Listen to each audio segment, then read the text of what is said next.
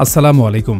বহুল আলোচিত রূপান্তর নাটককে কেন্দ্র করে নোয়াখালীতে ছোট পর্দার অভিনেতা ফারহান আহমেদ জোভান ও অভিনেত্রী সামিরা খান মাহিসহ ৬ জনের বিরুদ্ধে মামলার আবেদন করা হয়েছে। সোমবার দুপুরে জেলার সিনিয়র জুডিশিয়াল ম্যাজিস্ট্রেট ১ নং আমতলী আদালতের বিচারক মোহাম্মদ জাকির হুসাইনের নিকট এ মামলার আবেদন করেন সুপ্রিম কোর্টের আইনজীবী অ্যাডভোকেট কাউসারুল জিহাদ। সামাজিক যোগাযোগ মাধ্যমে ট্রান্সজেন্ডার বিষয়ভিত্তিক রূপান্তর নাটক নিয়ে সমালোচনার সৃষ্টি হয়েছে। যে নাটকে কেন্দ্রীয় চরিত্রে অভিনয় করেছেন অভিনেতা ফারহান আহমেদ জোভান ও অভিনেত্রী সামিরা খান মাহি। ইউটিউবে নাটকটি প্রকাশের পর থেকে শুরু হয় সমালোচনা। অসংখ্য পোস্ট ও লক্ষাধিক প্রতিক্রিয়া আসে নাটকটির বিরুদ্ধে। তীব্র সমালোচনার মুখে নাটকটি ইউটিউব থেকে সরিয়ে ফেলা হয়।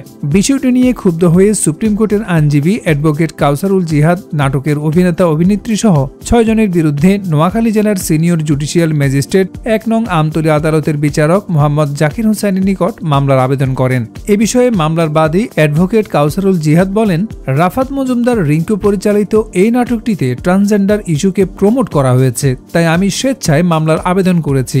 আশা করি বিজ্ঞ বিচারক মামলাটি আমলে নেবেন। নোয়াখালীর চিফ জুডিশিয়াল ম্যাজিস্ট্রেট আদালতের পরিদর্শক কোর্ট ইন্সপেক্টর মোহাম্মদ শাহ আলম বলেন, মামলার আবেদন করা হয়েছে, তবে বিষয়টি নিয়ে কোনো নির্দেশনা আসেনি।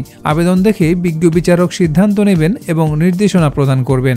এদিকে গত মঙ্গলবার ইউটিউব চ্যানেল ৫১ মিডিয়া থেকে নাটকটি সরিয়ে ফেলার পর এ বিষয়ে কথা বলেছেন নির্মাতা রাফাত মজুমদার রিঙ্কু। তিনি বলেন, দর্শকরা নাটকটির কনসেপ্ট হয়তো বোঝেননি। বিষয়টি নিয়ে সামাজিক যোগাযোগ মাধ্যমে অনেক কিছুই দেখছি।